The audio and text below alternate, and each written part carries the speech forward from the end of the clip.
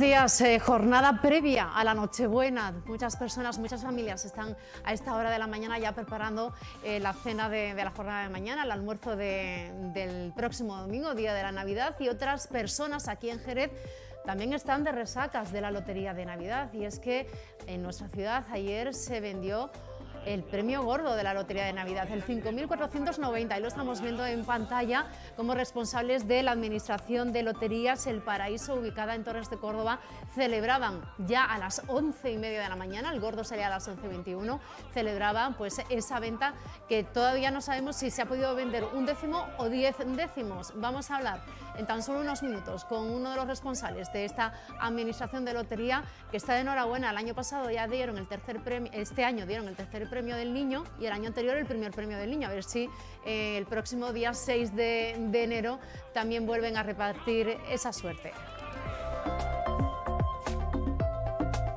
Y hablando de la cena de Navidad, el mercado de abastos está hoy pues lleno de personas que están comprando ya algunas cosas de última hora. Vamos a hablar con la Organización de Consumidores y Usuarios de nuestra comunidad autónoma de Andalucía, porque han hecho un estudio de cómo van oscilando los precios dependiendo de qué productos se consumen más en esta época del año.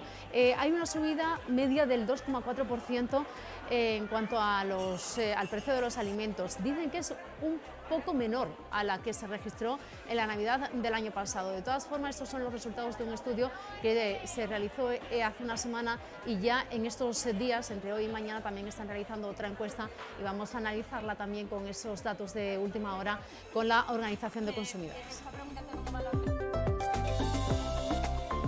Y vamos a irnos hasta el campus de la Asunción de la Universidad de Cádiz, aquí en Jerez, porque hace unos días se presentaba una nueva iniciativa que se ubica ya en el edificio INDES. En concreto es el Centro de Documentación de Movimientos Sociales y Sindicales, que va a estar en el campus de nuestra ciudad, en el campus universitario, y lo que pretende ser es convertirse en una red de una iniciativa. Ha sido una iniciativa promovida por una red de investigadores que tiene como objetivo estimular la investigación, el conocimiento y la transferencia sobre los sindicatos y movimientos sociales. Vamos a hablar con uno de los responsables de este Centro de Documentación de Movimientos Sociales. Y estamos en plena Navidad, pero ya se han conocido pues nuevas novedades relacionadas con la Hermandad del Rocío de Jerez, y es la persona que están viendo en pantalla. Él es Juan Ignacio Riales Espina y es el pregonero de la Hermandad del Rocío de Jerez del próximo año 2023. En concreto, el pregón tendrá lugar el viernes 5 de mayo en la Real Bodega de la Concha. Vamos a tener con nosotros al hermano mayor de la Hermandad del Rocío de Jerez, y también tendremos la oportunidad de hablar vía telefónica con el pregonero del próximo año 2023. Y Jimena de la Frontera es el municipio de la provincia de Cádiz que se ha incluido dentro de la plataforma Vente a Vivir a un Pueblo. Vamos a hablar con el responsable de esta plataforma, que lo que pretende es acercar a las personas que somos más urbanitas las bondades de poder vivir en plena naturaleza, en un medio rural. Hay ya más de 300 pueblos inscritos en esta plataforma en todo nuestro país y se trata de una plataforma, una iniciativa que se creó durante la pandemia. Su responsable es el periodista Andrés, el periodista, lo diré, Ramón Pradera, y será la persona que nos explicará en qué consiste esta plataforma y cómo es que la provincia de Cádiz se estrena con este pueblo, con Jimena de la Frontera, pero parece ser que no va a ser el único. Lo hablaremos con él al final del programa. Y si nos queda tiempo, nos iremos hasta la Barca de la Florida, porque vamos a adentrarnos en el club de gimnasia artística que hay en esta pedanía jerezana. Nuestro compañero Antonio Moure ha tenido la oportunidad de hablar con sus responsables y vamos a conocer también un poco más en profundidad el funcionamiento de esta escuela deportiva.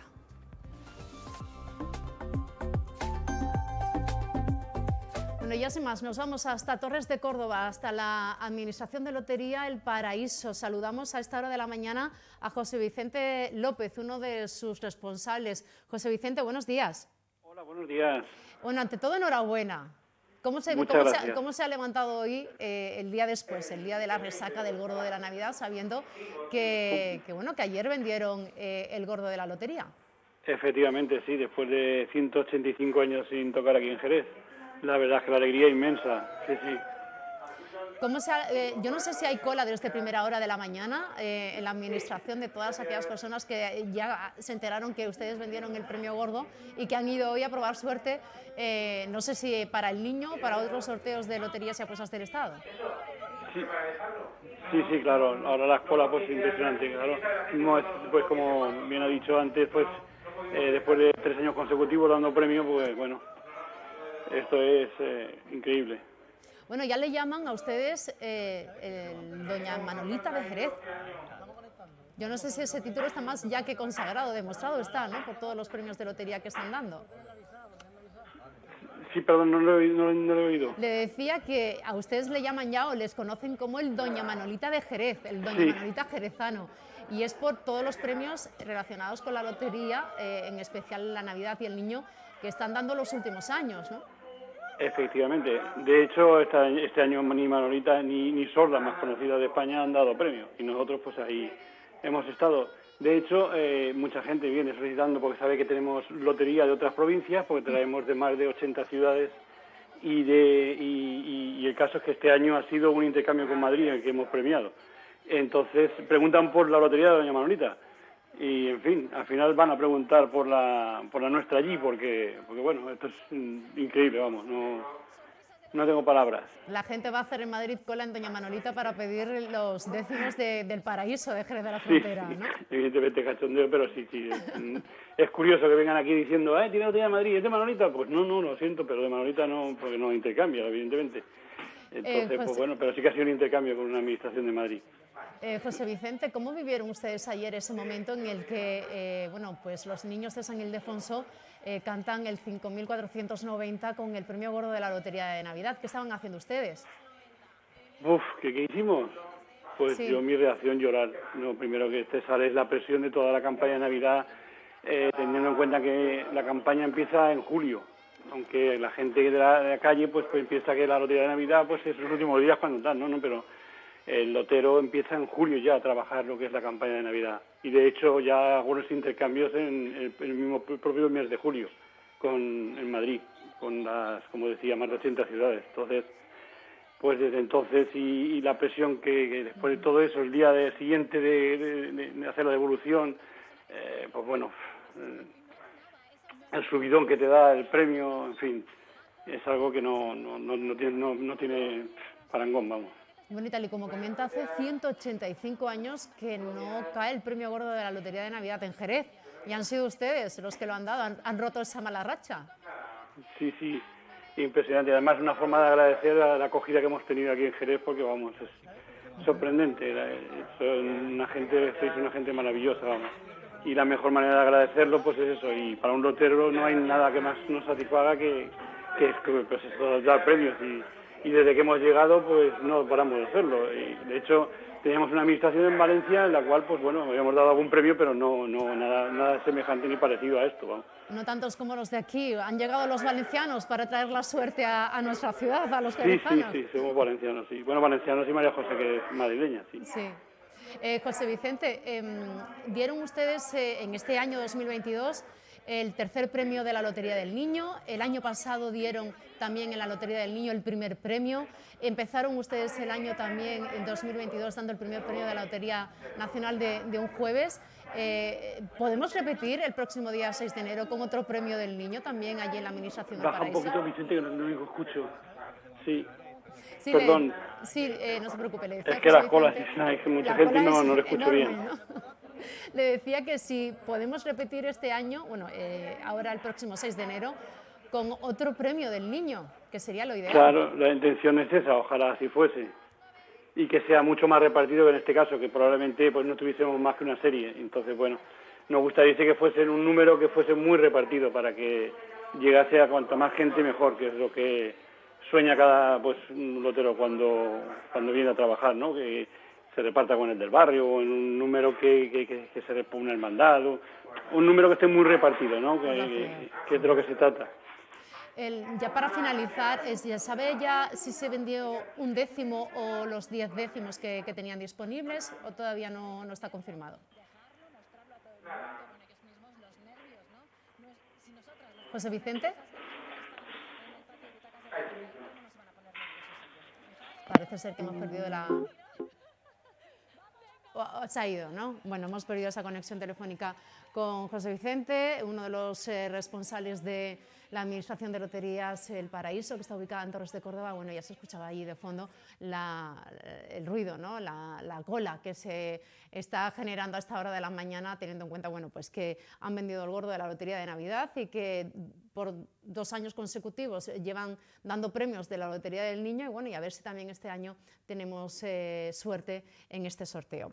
Bueno, vamos a cambiar de asunto. Le damos la enhorabuena tanto a la Administración como a aquellas personas que compraron el 5.490 en esta Administración de Loterías, pero nosotros vamos a continuar con otros asuntos. Lo hemos comentado hace tan solo unos instantes. Hace unos días se presentaba en el campus de la Asunción, aquí en nuestra ciudad, en la UCA, la Universidad de Cádiz, el Centro de Documentación de Movimientos Sociales y Sindicales que se ha instalado en el edificio Indes aquí en Jerez, y uno de sus responsables de este centro de documentación es el catedrático en Sociología, Beltrán Roca, al que le damos la bienvenida. Beltrán, bienvenido, buenos días. Buenos días, muchas gracias. Bueno, como catedrático en Sociología, yo no sé si lo de la Lotería de Navidad es uno de los puntos a tener en cuenta dentro de todo el movimiento social que se produce en nuestro país, ¿no? Que tampoco es un premio que dé un sorteo que dé muchos premios en cuanto a la cuantía económica, pero sí tiene un componente sociológico bastante importante, ¿no? Sí, tiene un componente sociológico importante y bueno, hay estudios también sobre el consumo de loterías, sobre estas cosas. Lo que pasa es que el estudio de movimientos sociales es otra cosa distinta, que tiene que ver con la acción colectiva, con la protesta y esa cuestión. Bueno, vamos a centrarnos en este centro de documentación de movimientos sociales y sindicales que se ha instalado en el campus. ¿Con qué naturaleza nace este centro de documentación? ¿Pretende ser un lugar de investigación para trabajos de fin de máster, trabajos de fin de carrera, para trabajos de investigación? Efectivamente, bueno, el origen del centro de documentación está, por un lado, en una trayectoria de 2 grupos de investigación de la Universidad de Cádiz: el grupo de estudios de historia actual, dirigido por el catedrático de Historia Contemporánea Julio Pérez Serrano, que durante muchos años han estado estudiando los movimientos sociales y el movimiento obrero, principalmente en la provincia de Cádiz. Y por otro lado está un grupo de investigación de sociología de reciente creación, del cual yo soy responsable, que se llama Transformaciones y conflictos en las sociedades contemporáneas, que también llevamos algunos años, los que componemos ese grupo de investigación nuevo, llevamos algunos años investigando también los movimientos sociales y sindicales. Hemos hecho estudios sobre el 15M, hemos hecho estudios sobre el sindicalismo en los astilleros, hemos hecho estudios sobre el sindicalismo en la industria bodeguera de Jerez, hemos hecho distintos tipos de... Ahora estamos con un proyecto sobre sindicalismo en la industria logística, en los almacenes de Amazon, en el reparto en Globo, todas estas plataformas de reparto, los riders. Es un fenómeno muy nuevo, bueno, todo eso lo estamos investigando. Entonces, somos 2 grupos de investigación que colaboramos mucho y dijimos, bueno, vamos a reforzar esa colaboración. Y este centro de documentación es un fruto de esa colaboración, ¿no? Porque el presente no se entiende sin el pasado y entonces pues hay una simbiosis, digamos, entre los historiadores y los sociólogos. Sí, se puede hacer un estudio más global y con un enfoque más amplio de cómo van cambiando esos movimientos sindicales, esos movimientos sociales. Yo creo que prácticamente se remontan desde la guerra civil, desde lo que está bajo el paraguas de la memoria histórica hasta nuestra fecha, hasta la actualidad. Claro, bueno, incluso antes, hay los levantamientos durante el siglo XIX. En el siglo XIX fue un siglo de mucho levantamiento, de muchas insurrecciones, incluso aquí en Jerez pues hay muchos episodios, y fue también la época en la que se fue formando el movimiento obrero, que iría madurando ya entrado el siglo XX. Y Jerez es uno de los centros de España más importantes en ese aspecto, entonces no es casual tampoco que el centro de documentación esté aquí ubicado. ¿Por qué? Porque hay una historia muy rica, tanto del siglo XIX como del siglo XX, como de la lucha clandestina contra la dictadura por parte del movimiento obrero, y también la reorganización de los nuevos movimientos sociales, la reorganización del movimiento obrero después en la transición, la democracia. Pues Jerez ha sido un sitio fundamental, ¿no? Entonces pensamos que es importante el hecho de ubicar en este municipio nuestro centro de documentación. ¿Y a qué se debe que haya más movimiento en esta ciudad y no en otra? ¿A la instalación de empresas, no sé, a que hay mayor espíritu crítico y reivindicativo? ¿A qué se podría deber? Bueno, dependiendo de la etapa, hay unos factores u otros, ¿no? Pero Jerez ha sido históricamente un centro industrial importante en torno al vino, y eso ha aglutinado a muchos trabajadores, ¿no? Grandes empresas y oficios. Antes también estaban organizados los trabajadores por oficios, arrumbadores por un lado, toneleros por otro, hasta que ya se instaura el sindicalismo moderno, en el cual se agrupan a todos los trabajadores de un ramo dentro del mismo sindicato. Al principio estaban organizados por gremios o por oficios. Yo creo que la importancia industrial de Jerez en torno al vino le ha dado esa importancia a los movimientos obreros, que son muy importantes, que nos olvidamos, le damos los nombres de las avenidas a grandes empresarios, hablamos de Jerez, ¿no? Le damos mucha importancia al vino, el aspecto material, pero muchas veces nos olvidamos de las personas que trabajan, que han trabajado ese vino, y a las relaciones humanas que están detrás de eso.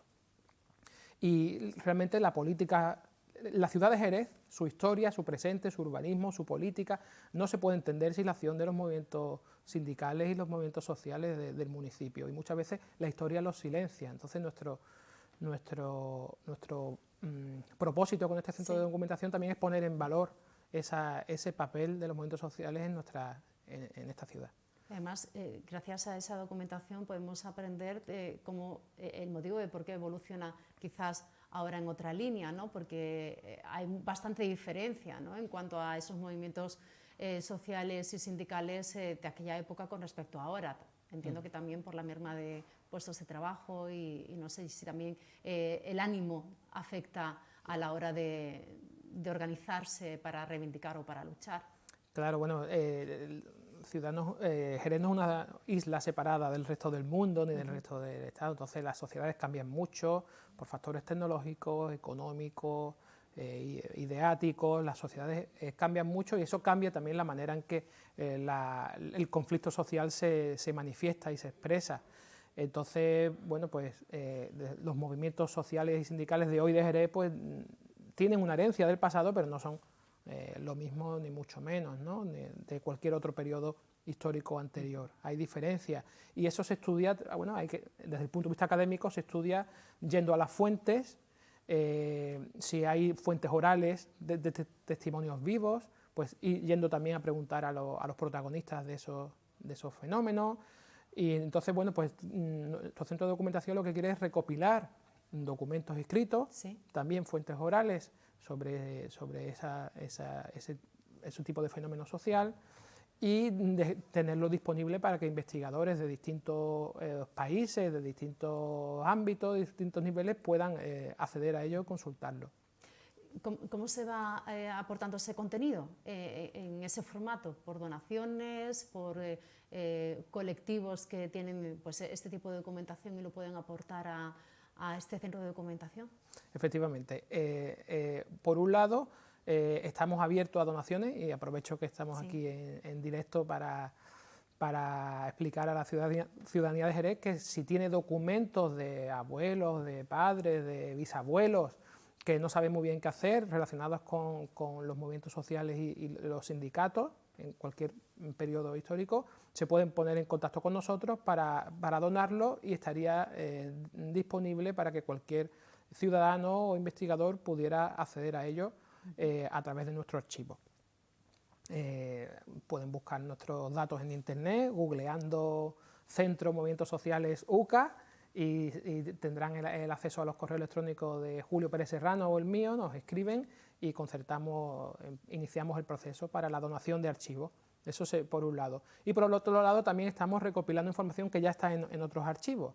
Algunos son archivos privados, por ejemplo, de movimientos sociales, como el Centro de Documentación para la Paz del Movimiento de Objeción de Conciencia, que está ubicado en el Puerto de Santa María. nos han cedido copias digitales de sus archivos, les hemos ayudado a digitalizarlos y están en nuestro fondo, en nuestro archivo digital. Y por otro lado, también archivos públicos. Estamos buscando documentación, también fuentes hemerográficas, es decir, periódicos de antiguos, de los años 70. Estamos recopilando todas las noticias que tienen que ver con el movimiento obrero, con las luchas obreras, con los movimientos sociales, y tenemos miles de documentos ya digitalizados. Estamos en proceso de conseguir los permisos para reproducirlos, algunos ya los tenemos, y los vamos incorporando a un archivo digital que está disponible en Internet, en nuestra web, pero está en el repositorio de una entidad colaboradora que es la Casa de la Memoria de la Sauceda, sí, que está en Jimena. Y compartimos repositorio con ellos, nos han cedido un espacio, entonces a través de esa base de datos que ellos tienen, pues tenemos pues miles de documentos que se pueden compartir, clasificados según temáticas, fechas, origen, para que estudiantes, investigadores o cualquiera que tenga curiosidad pues pueda sí, que está abierto a la ciudadanía en general, que no es únicamente una herramienta para los propios estudiantes de la UCA o de otras universidades, sino también pues para cualquier persona, ¿no?, que pueda disponer de esta documentación. Además se va a aportar un fondo bibliográfico, ¿no? Se va a poner un apartado monográfico sobre estos asuntos en la propia biblioteca de la Asunción de la UCA. Efectivamente, hemos ya acordado con el vicerrector de Cultura y el responsable de biblioteca crear una colección sobre movimientos sociales y sindicales en la biblioteca del campus de Jerez. Para ello estamos elaborando un listado de los libros que ya tiene la propia universidad en Jerez, para ubicarlos en una estantería dentro del edificio de la biblioteca. Pero además tenemos fondos del Ministerio de Presidencia, de Relaciones con las Cortes y Memoria Democrática. En el marco de un proyecto tenemos unos pequeños fondos para adquirir nueva bibliografía, entonces hemos hecho una serie de compras de nuevos libros para añadir a esa colección, y yo creo que los primeros 2-3 meses del año próximo que entra ya estará disponible para que se pueda consultar y habrá pues mucha bibliografía. Bueno, este Centro de Documentación de Movimientos Sociales y Sindicales está ubicado en el edificio INDES, dentro del campus, que es esa sede a la que acudir para cualquier tipo de consulta, ¿no?, sobre este centro de documentación, para esas aportaciones, y que no solamente va a estar enfocado a asuntos relacionados únicamente con la ciudad de Jerez, sino que estamos hablando de un ámbito provincial. Inicialmente hemos comenzado con un proyecto de ámbito provincial, pero tenemos mucha información de Jerez porque muchos investigadores hemos centrado aquí nuestro estudio.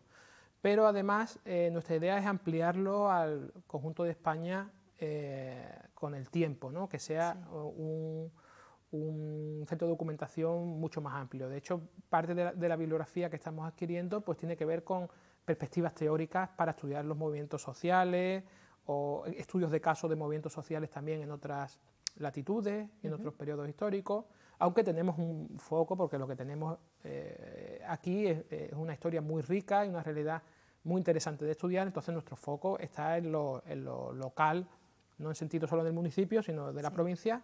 Ahí vamos a poner el foco, pero tendremos elementos también de todo tipo. En el ámbito universitario, ¿este es un centro único en Andalucía o también hay reproducciones o otros centros de investigación, de consultas como el de movimientos sociales y sindicales en otras universidades públicas? No hay otros centros en otras universidades públicas. Yo diría que ni en Andalucía ni en España. Ajá. O sea, estamos hablando de un centro único en nuestro país, ¿no? Sí, hay centros que tienen documentación muy valiosa y que pueden coincidir con lo que estamos haciendo. En Andalucía está el Archivo Histórico de Comisiones Obreras, que es riquísimo, que tiene muchísima documentación y que es de obligada visita para cualquier persona que vaya a estudiar determinadas cuestiones históricas del movimiento obrero. A nivel estatal hay un archivo de movimientos sociales que depende del gobierno central, que está en Alcalá de Henares, sí. y tiene también mucha información muy rica, pero no depende de ninguna universidad, ¿no? Digamos que depende directamente del gobierno. En nuestro caso, en el ámbito universitario no lo hay, y yo creo que lo que aporta de distinto es el foco en la provincia de Cádiz, ¿no? Aunque no nos vamos a restringir aquí al ámbito de la provincia, pero sí vamos a poner más énfasis en ese ámbito espacial. Bueno, para cualquier consulta de movimientos ya pasados y también actuales, ¿no? Ha comentado que bueno, también han hecho estudios sobre cómo se gestó el movimiento del 15M o afectó aquí en la provincia de Cádiz, a Jerez, y sobre todo también hablando desde el punto de vista del movimiento sindical dentro del sector del metal en la provincia de Cádiz, que hace ya pues, un par de años o 3 hubo unas protestas importantes, también astilleros hace unos años. También, no sé si ha cambiado mucho de aquellos años a ahora un poco pues, el formato de reivindicación, si no se ha avanzado, si la gestión de esos movimientos sindicales sigue siendo idéntica en el modus operandi, ¿no? Sí, la cuestión de la industria del metal, que gira principalmente en torno a los astilleros, aunque no únicamente, pero sí principalmente, sí lo he estudiado yo personalmente, y es verdad que hace ahora justo un año que hubo una huelga bastante fuerte, con enfrentamientos con las fuerzas de seguridad del Estado, y sí que ha habido mucho cambio en la manera en que se protesta, principalmente porque en los años 70, sobre todo 80 y 90, los que encabezaban la movilización eran los trabajadores de la empresa pública, de Navantia, de Astilleros S.A., etcétera, ¿no? Hoy Navantia. Hoy en día son los trabajadores de las contratas los que encabezan la movilización. Que están y las empresas auxiliares también. Efectivamente, las empresas auxiliares, que están en una situación totalmente distinta respecto a la protección de derechos sindicales, principalmente de protección. Y bueno, pues es distinta la dinámica. Hay elementos comunes, pero hay dinámicas distintas, ¿no? Es un tema pues muy interesante, pero que al fin y al cabo lo que te demuestra es que el movimiento obrero sigue vivo, sigue teniendo un papel fundamental y que refleja conflictos que están en nuestra sociedad. O sea, la lucha del convenio giraba principalmente en torno a la subida salarial del convenio, aunque había muchos otros aspectos importantes, pero estábamos en un contexto de que ya estaba comenzando esa inflación que estamos viviendo y que está significando una pérdida de poder adquisitivo para la clase trabajadora de gran parte del mundo, de buena parte del mundo, no solo de España, ni de Jerez, ni de Cádiz. Entonces eso, la manera de enfrentarlo es a través de la negociación colectiva y de subir los salarios acorde a cómo sube el precio de la vida. Eso genera conflictos a la hora de negociar los convenios.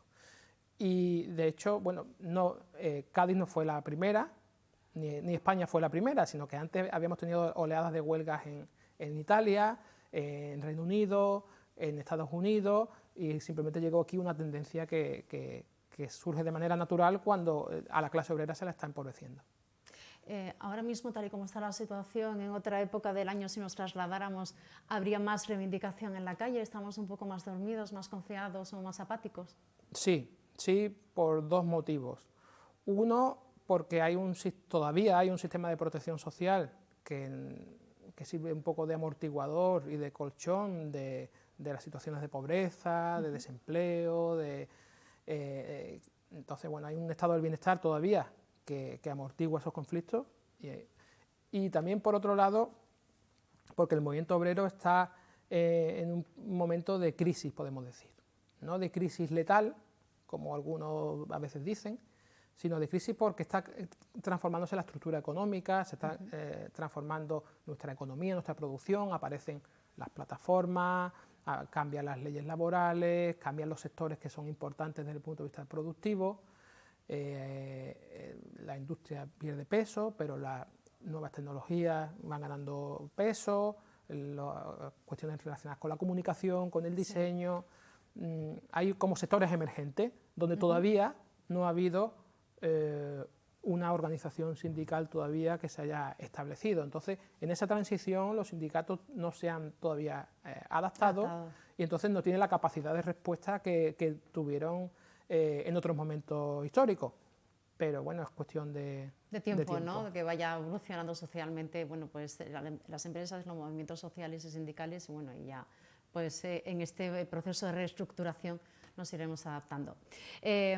Vamos a decir que el Centro de Documentación de Movimientos Sociales y Sindicales está en el campus, que ya está disponible, que aunque se va a ir desarrollando de forma paulatina y normal, ya se puede realizar ciertas consultas, ya está abierto para la ciudadanía, para los estudiantes, y entiendo que en el horario universitario es cuando se puede acudir, ¿no? Sí, la cuestión es que tienen que contactar con nosotros para acceder a los documentos. Los tenemos nosotros en custodia. Ajá. Entonces, si nos mandan un correo a los responsables, concertamos una cita y le podemos facilitar la documentación. De todas maneras, la mayor parte de los documentos están en formato digital y simplemente consultando el repositorio digital a través de nuestra web o a través de la Casa de la Memoria de la Sauceda se puede acceder a la mayor parte de los documentos que hemos ido recopilando. Y también se pueden poner en contacto con ustedes para aquellas personas o colectivos que tengan documentación propia y que lo pueda donar a este centro de documentación, ¿no? Para que pueda ser, estar disponible para el estudio. Efectivamente. Beltrán Roca, catedrático de Sociología, muchas gracias por habernos acompañado y felices fiestas. Feliz Navidad. A ti y felices fiestas. Nos vamos a ir a publicidad precisamente hablando de archivos. ¿Por qué? Porque hace unos días hubo una sesión de una conferencia sobre la vinatería. Aquí en nuestra ciudad se celebró en el Ateneo de Jerez, y con un fragmento de esta conferencia nos vamos a ir a publicidad. A la vuelta vamos a hablar con el pregonero de la Hermandad del Rocío de Jerez del próximo año, nos iremos a conocer un poco más esa plataforma de Vete a Vivir a un Pueblo, bueno, en fin, muchos contenidos que tenemos preparados para ustedes en este viernes. De productos vínicos básicos. Un documento importantísimo. En el archivo municipal se conservan, que yo sepa, unas copias, aunque hubo un original, un real despacho, de 26 de octubre de 1733, y luego hay copias en las actas capitulares de ese mismo año, es decir, solo 10, 11 días después, hay una copia cuando llega al ayuntamiento, luego hay otra copia en Archivo Histórico Reservado y otra en el legajo 188, que es la que, como estaba en mejor estado de conservación, es la que yo he utilizado y la que figura aquí, la última de las tres copias que se presenta aquí. ¿Cómo se tramitaron estas ordenanzas? Y ahora veremos luego, seguiremos viendo otras cuestiones.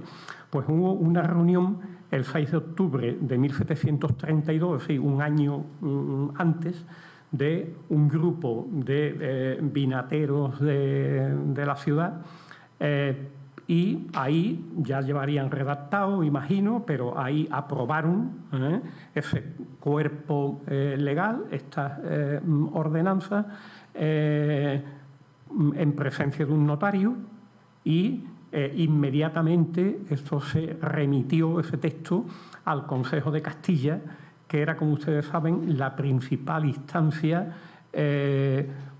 legislativa y también judicial de España en el antiguo régimen. Es decir, tenía que dar la aprobación a este tipo de disposiciones legales.